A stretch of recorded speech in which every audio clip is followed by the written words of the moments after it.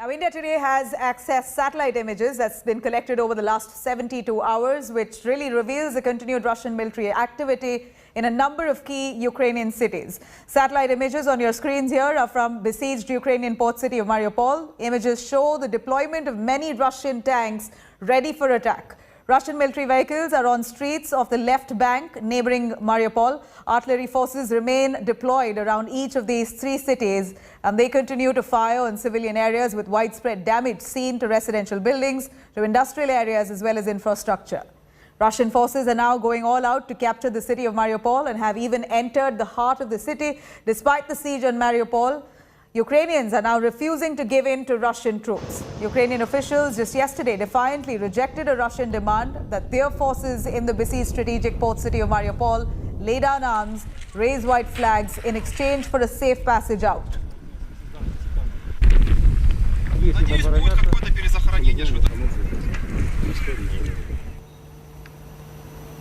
Meanwhile, Russian forces are now going all out to capture the port city of Mariupol and have reportedly even entered the heart of Ukraine's third largest city. Battered and ravaged, Ukraine has now refused to lay down arms and surrender. This comes after Russia hit an art school, which sheltered about 400 people only hours before offering to open up 2 corridors for people to evacuate themselves.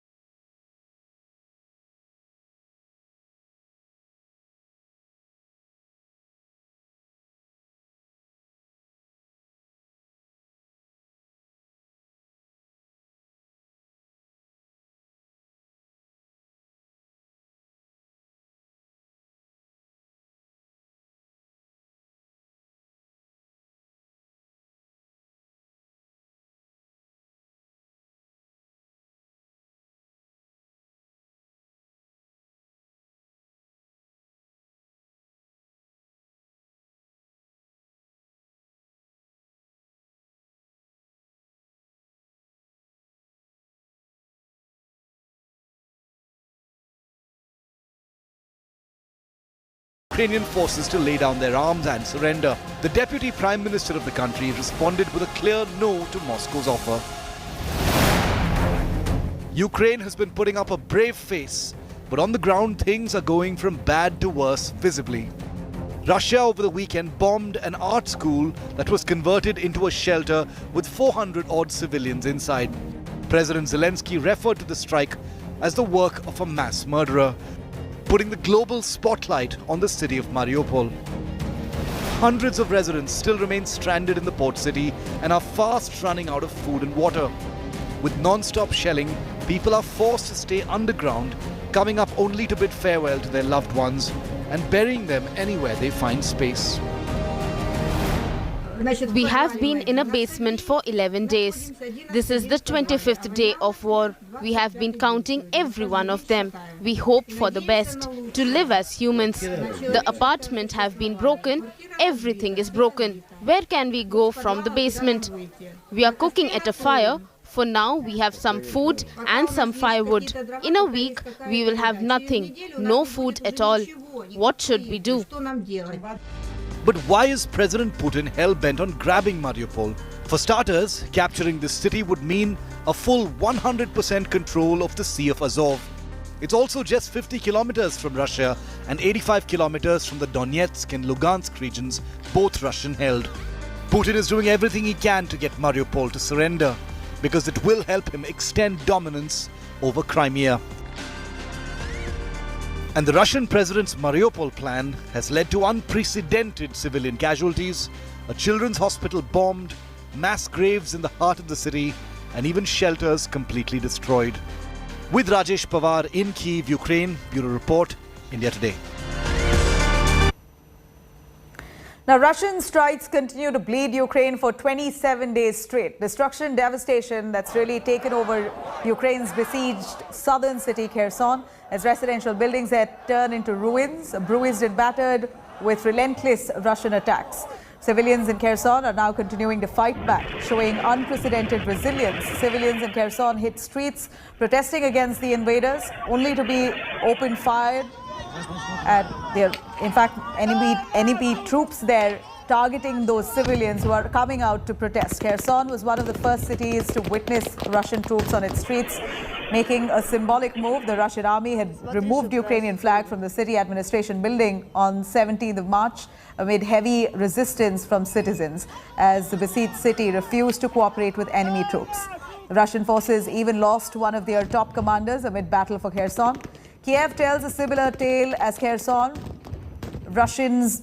The Russian-held birds have left Ukrainian capital in shambles as Putin's missiles continue to ravage civilian buildings. Amid a raging war, Ukrainian President Zelensky has warned that failure of peace talks with Russia would only lead to a World War III-like situation.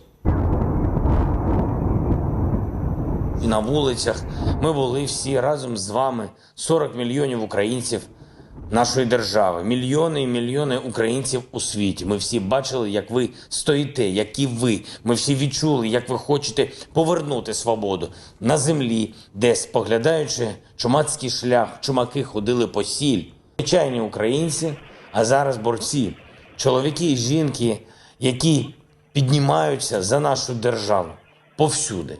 На півдні, на сході, на півночі, у центрі, на заході і за кордоном.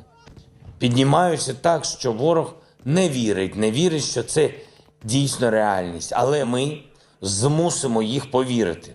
Змусимо запам'ятати, що до нас їм дороги немає. І ніколи не буде. У Київ, який мужньо і велично стоїть над Дніпром.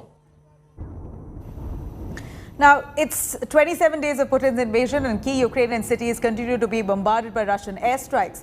Several cities, including the capital city Kiev, have suffered damage from relentless Russian bombardments. A shopping center in Kiev with A shopping mall on fire. Schools shelled. And multiple airstrikes.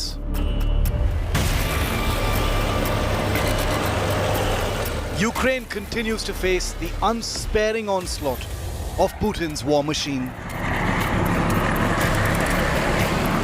With the Russian invasion of Ukraine entering its 26th day, the blood is continuing to flow on the streets of Kyiv, Mariupol, and many other cities and towns spread across this big country. Several buildings in the capital city of Kyiv have suffered damage from relentless Russian bombardment in the last 24 hours. A shopping center in Kyiv was heavily damaged after a massive explosion struck the capital city by Russian shelling, leading to at least 6 deaths. Images on your screen show the deadly aftermath of that attack, while rescuers continued to save residents. But the forces advancing from the direction of Hostomel to the northwest were repulsed by fierce Ukrainian resistance.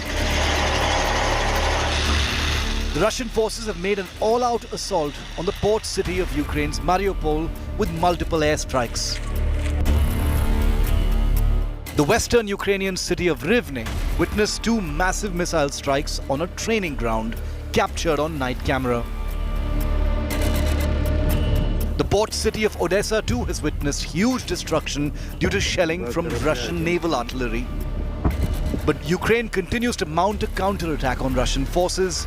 The country has refused to back down even after 26 days of constant battering. A Russian warship, for instance, was targeted by Ukrainian forces, leading to a huge explosion off the coast of Odessa. Ukraine's President Volodymyr Zelensky says that direct talks with his Russian counterpart Vladimir Putin is the ultimate solution to end this extended battle. Всі вони так кажуть, коли потрапляють в полон.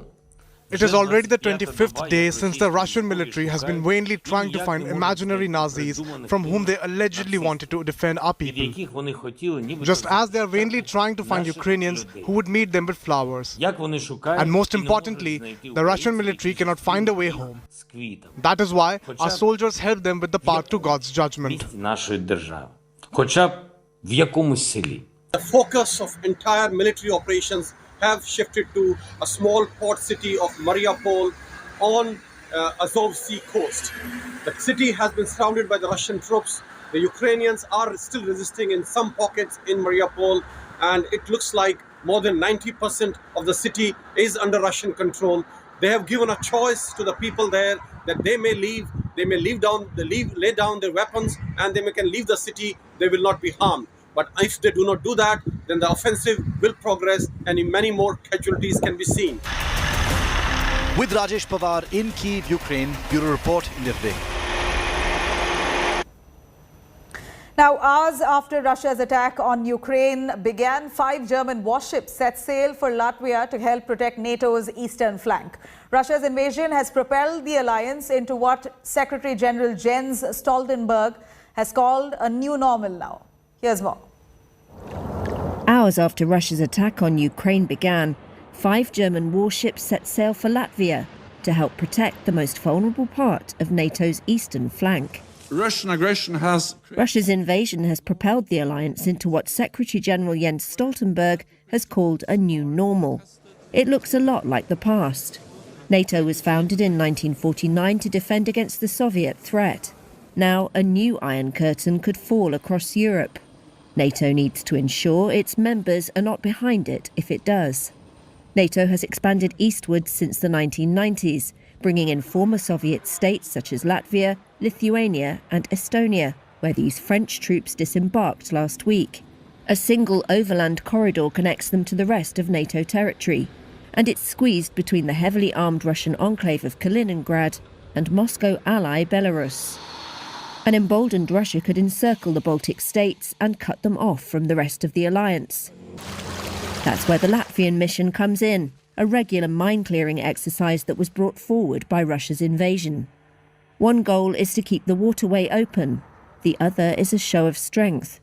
This was German naval commander Terje Schmidt-Eliasson on board the Elbe in Riga's harbour.